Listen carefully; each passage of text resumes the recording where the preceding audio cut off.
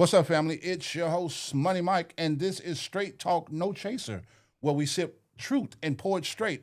Last time we had an incredible discussion beyond the ribbon with two powerful survivors sharing raw truth about strength and sisterhood. Tonight we're going deeper. We're talking about what happens after survival, how life, purpose, and identity evolve with the pink ribbon when the pink ribbon fades and the real journey begins. And you know the lady, Madam Dee, is in the house, always keeping it 100. What's going on, Miss Dee? Hey y'all. Y'all know when we get together, we get the raw, the real, and the uncut. Glad to be here today, y'all. But family, I'm especially honored tonight to welcome a phenomenal woman joining us via phone, a warrior, a visionary, and a leader. She's the founder and executive director of SurviveHER, a nonprofit dedicated to empowering women through breast health, education, and advocacy. She's also a journalist, a former TV anchor, and a survivor who turned her pain into purpose. Please welcome Miss Lyndsay Levingston. How you doing, Miss Levingston? Welcome, Hello, hello. welcome. Thank you for having me. That was such a pretty pink, warm welcome. Thank you. Lindsay, of course, welcome to Straight Talk No Chaser. We're so glad to have you on tonight. Before we dive in, let's hit the facts. In the United States, 1 in 8 women will be diagnosed with breast cancer in her lifetime. For African American women, that risk comes with a cruel twist, where they're 40% more likely to die from the disease than white women. And triple negative breast cancer, the same type Lindsay battled, is the most aggressive form and the most common in black women under 40. These aren't just numbers, these are names, faces, families, and futures. Lindsay, take us back to that moment you were on camera living your dream as a journalist, and then suddenly everything changed. How did you first discover something was wrong? And what was going through your mind when you heard the words, you have breast cancer?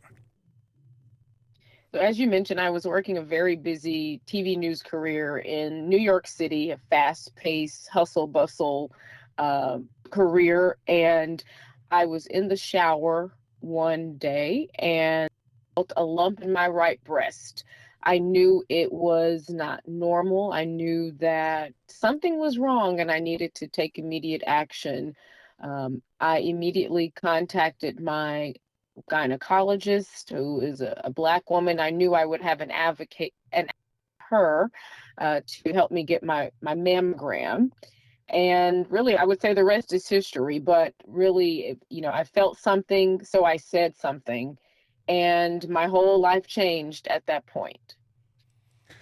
And can the moment had to be life altering? Can you walk us through the emotions, the fear, the faith, maybe even the confusion that came with that diagnosis? An emotional roller coaster. I did not know that I had a family history at that time of breast cancer, and I was 37 years old at the time, so mammography was not on my radar. So I was confused, I was shocked. I was really for several days I could not articulate the C word because oh no, not me, Lindsay, a healthy woman could be impacted by this disease. So it took me a while to process that I had a cancerous lump in my right breast.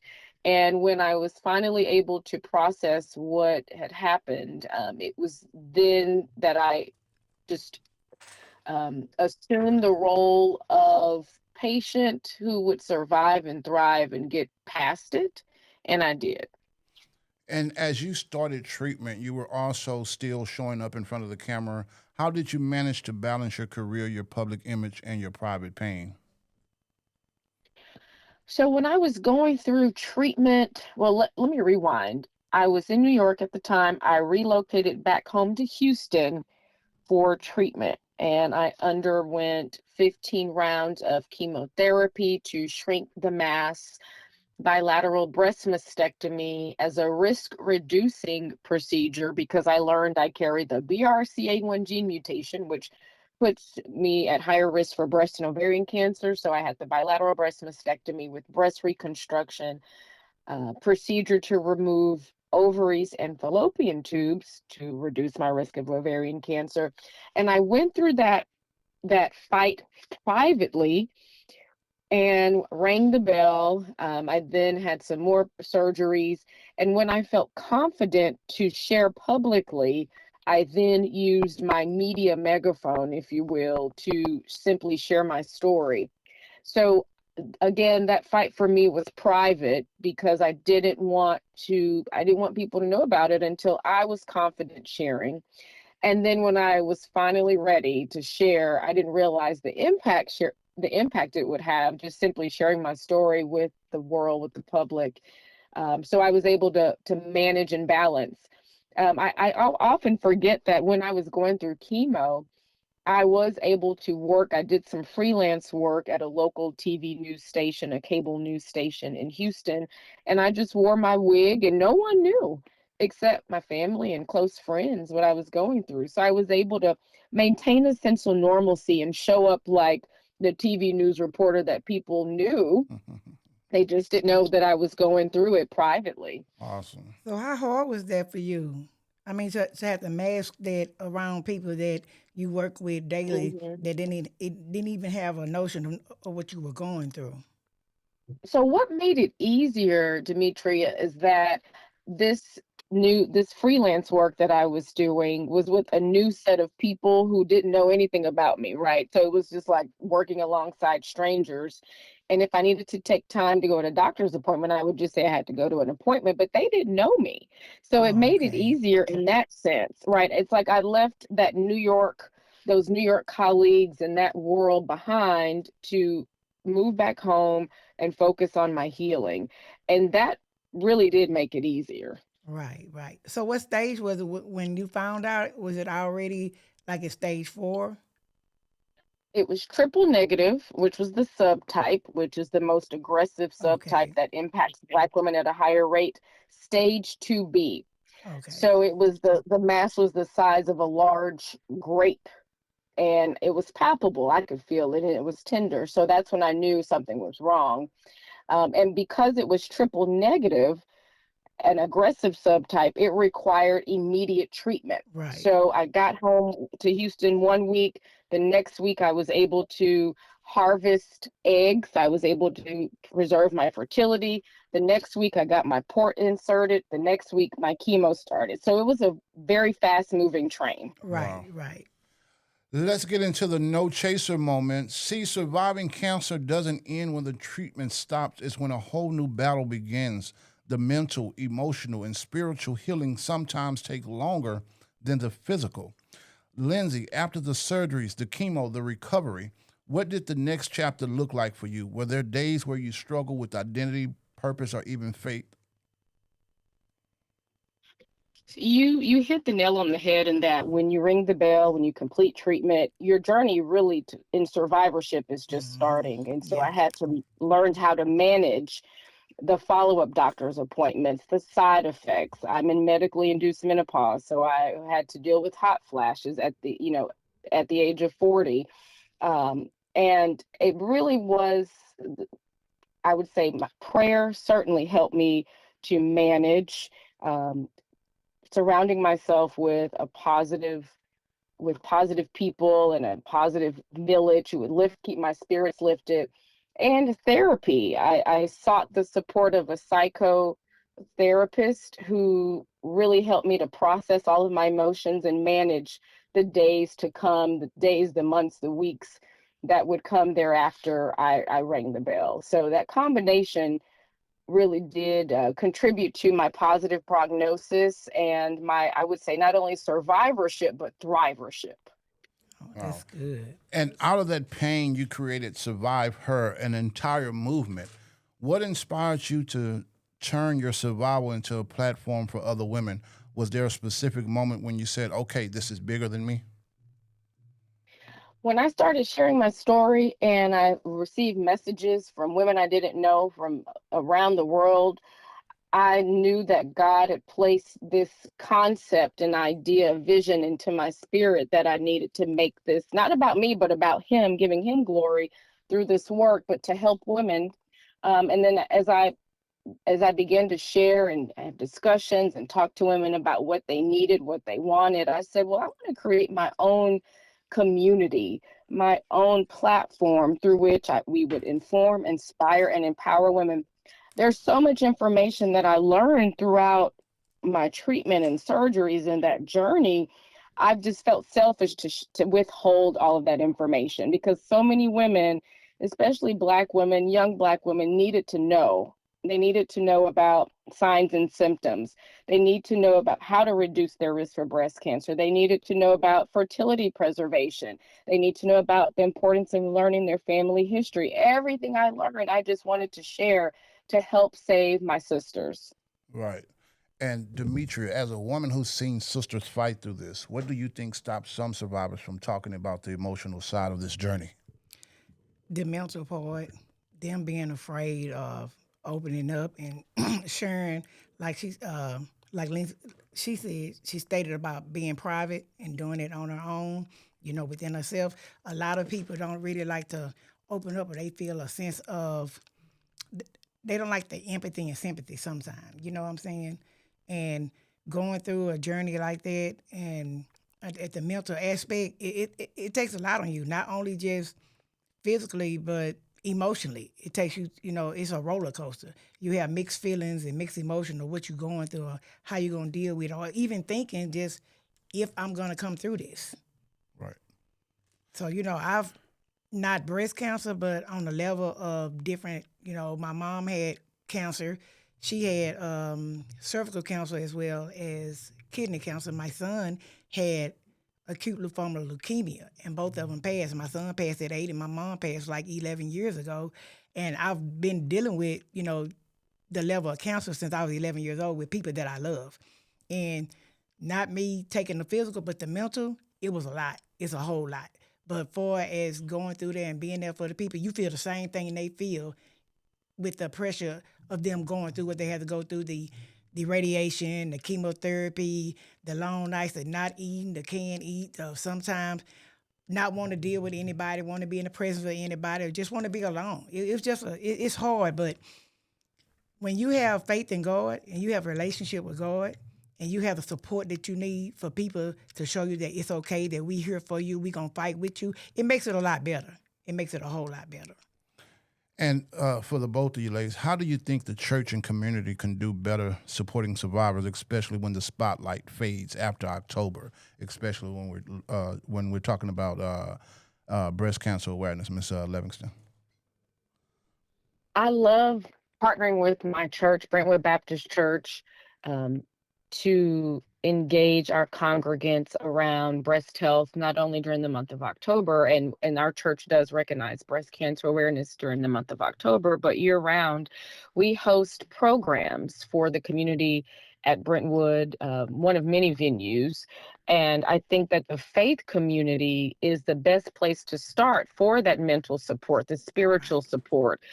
At our events, we are very intentional about including prayer circles, prayer at the end, meditation, whatever we need to do to support women who have gone through it or currently going through it.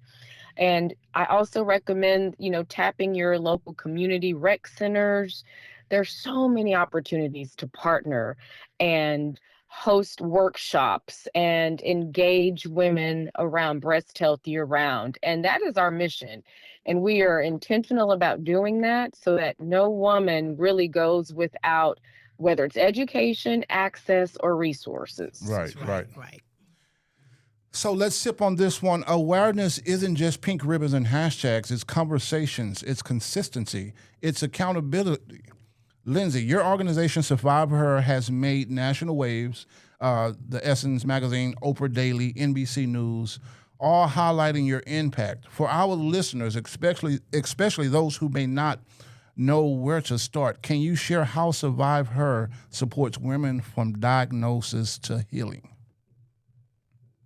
Yes, so we support women who are diagnosed, undiagnosed, uninsured, and insured. meeting women where they are at every facet of their breast health journey. So we support women financially, paying for mammograms, those who are uninsured, undiagnosed, because I know that a mammogram early detection saved my life. So we're very, very intentional about making sure that women have those resources and that access. Right. We also provide care packages for women who are in the chemo chairs. Like we have a SurviveHER Santa initiative through which we bless women for the holiday season with care packages and with financial stipends. Oh, that's good. Then we educate women. So our educational pillar includes community programs, workshops, and we make learning about breast health fun. And we remove that sterile clinical setting and aspect of it to make it exciting. So that women are proud about their breast and proud about having healthy breasts, right? And then we offer wellness experiences, yoga, mindfulness, meditation. And our programming is just full of love and pink love, but pink love with a purpose. Our goal is to impact at least 1,000 women a year. We were able to exceed our goal this year, and we're already looking ahead to 2026 to double that impact. But the more that we can connect with our partners in the community, the more that we can have these conversations. Thank you for inviting me to the podcast. The more that we can have these conversations, the more awareness that's out there, and the more women we can save. Right. That's incredible. And for women listening, or even men who love women, what are the biggest misconceptions about breast cancer you wish people could understand? Well, breast cancer is not your grandma's disease. It does not discriminate, and it does not care about your age, your color, your socioeconomic status. That's, I think, a huge myth that it can impact anyone. And I know young women who are 19 who have been diagnosed with breast cancer. So just know it does not discriminate. And men are not exempt either. Right. 1% of men are diagnosed with male chest cancer or breast cancer, like Yes, ma'am. Matthew Knowles, Beyonce's father. So I just want that to be top of mind, that it does not discriminate. Breast cancer does not discriminate. Doesn't just impact older women, your senior citizens, but it is impacting women of color at younger and younger. Yeah. I also think it's important to note that breast cancer, you don't, I think it's important to note that family history is important, and you don't just inherit it from your mother's side of the family. For me, I learned through genetic testing, and we did a tree mapping with a genetic counselor, that I inherited the gene from my paternal side of the family. Oh, wow. That's not a myth, but the fact is it could come from either parents, which is why knowing your family history is so important. I mean, there's so much, and we could talk for hours, but those are the most important that I think this audience should know. And Demetria, how do we keep this energy alive after Breast Cancer Awareness Month ends? Because cancer doesn't follow a calendar. Well, piggybacking off what she said, to make sure it's talked about almost like daily, you know what I'm saying, to keep awareness, to keep people aware of what's going on, and keep ladies updated on it, to always encourage them to go get their mammograms and make sure they get their checkups, to make sure they speak with their doctors about, you know, anything that they're feeling, if they feeling anything negative or feeling feeling a way that they feel like it's something going on with them. A lot of people do it and ignore it. So if you just keep on, if you talk to it, get resources, read up on it. I'm thinking reading up on it all the time, not just October, because we celebrate breast cancer awareness to the fullest the entire month of October. After October, you don't hear about it as much. But if you just keep on talking about it, just keep on bringing it up, and, you know, doing your homework on it and getting brochures on it, just getting the resources behind it, and keep yourself aware and alert, that you can also encourage other ladies to do the same. Right. That's right. And this is time for our DM dive. We got this message in the DM, and it's real. I finished chemo last year, but I feel lost. Everyone around me acts like I should be happy, but inside I'm scared it could come back. How do I move forward without living in fear?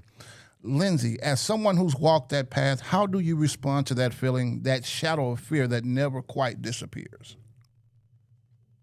Well, first, I want to acknowledge that that thought is very normal in survivorship. We are faced with that thought of reoccurrence daily when we wake up. Mhm. Could it return? Mhm. But I often recommend to women to lean into their faith and really look into what God has said and promised to us in the Bible. And by his stripes we are healed. And so if assume this mindset that you are healed and you operate and you live in faith, then it won't, you will reduce that level of fear. Right, It's right. hard to remove it from your mind, but I just say just stay positive. Just remember the promises in the Bible that we are healed. I declare it, I Amen. speak it over my life, and I just operate and I move forward in faith. Amen. And for those listening who want to support a survivor, what do you feel or think that what are the right ways to show support or to show up without being overbearing or making them feel fragile? hmm A couple of things that I recommend. Number one, pray. We can never pray too much for one Right. another, but lifting that survivor in prayer. What I appreciated during my chemo treatment and healing is when my friends and family would show up with meals. It's just those small gestures, because some days you're too fatigued to cook or do from the chemo treatment. So showing up, just or sending Uber Eats or DoorDash food, just those small gestures, offering to transport them to and from chemo treatment or to a doctor's appointment. It's hard, I will say this. It's hard sometimes when you're going through it to ask for help, but knowing how to show up for people really does make a difference. But small gestures, offering to transport them to a doctor's appointment, sending food, offering to do chores around the home, or go grocery shopping, whatever you can do to fill in the gap and just lift the burdens, make it a little bit easier for them. Those Right, are ways that you can support. right. And Demetria, what are the best ways that you feel that families can truly support uh, someone during and after a battle such as breast cancer? Being present, them being present, and they knowing the exact situation that you're going through, just being there to support you, to try to make it a little bit easier for you. To try to keep you calm in your mindset, and I always kind of encourage you, even because they get discouraged along the way a whole lot. And just to have somebody there to hold your hand and to let you know that it's going to be all right, it's going to be okay, and that you're there. Just knowing that someone is there and you have the support that you need and you're not walking this walk alone, it makes it a lot easier. Right. And here's our last shot. Tonight's last shot goes out to every woman who's ever looked fear in the face and said, "Not today." Breast cancer changed lives, but it doesn't define them. And women like Lyndsay remind us that purpose often grows out of pain. Lyndsay, thank you for sharing your journey, your mission, and your heart. Before we go, can you tell the listeners how to connect with Survive Her and how to support your mission? I'd be happy to. You can visit us at imasurviveher.org. On social media, our platforms are Instagram and Facebook. I'm a Survive Her, or you could just Google Survive Her. And please sign up for our newsletter so that you can stay plugged into our activities, events. And I want to also mention, I know that this will be airing soon, that we just opened our Survive Her Santa applications. Survivor Santa is an initiative through which we bless women currently in treatment or 6 months post-treatment Okay. with $500 stipends. And this year we are selecting 200 women, or excuse me, 20 women to bless. Oh, okay. And this is through I was like, wait, well, one Wait day a we will minute. get to that point where we can bless 200 women. Amen. We're gonna We will talk. get We're there gonna with it. speak that We gonna into claim existence that, already. We're going to yeah. speak that. Yes, it's already done. I got ahead of myself there. We're going to bless 20 women who will be, you can self-nominate or you can nominate someone who you know is deserving. We particularly like to select women who are financially impacted, perhaps low income, single mothers, for whom, breast cancer medical bills are mounting and they need a little relief, just a little help during the holiday season. So you can find the application through our website or social media, and we just look forward to reading all of the applications and selecting these women so that we can bless them this holiday That's season. amazing. And give them that website again, Ms. Levingston. IMASurviveHER.org. I'm a surviveher.org. And I also want to mention that we are hosting our inaugural holiday party, holiday social, which will benefit Survive Her Santa. And it's happening December 2nd, Giving Tuesday, 6 to 8 p.m. at Agora House. So that information is also on our website. So I look forward to seeing, meeting, greeting some of you who may be Yes. listening, come to our party or open that application and nominate a deserving Survive Her. Family, let's remember it's not just about awareness, it's about action. Get checked, stay informed, and support each other because every survivor is a story worth celebrating. I'm your host, Money Mike, joined by Miss Demetria and also our phenomenal guest, Miss Lyndsay Levingston. And this is Straight Talk, No Chaser, where we sip truth and pour it straight. And we are out.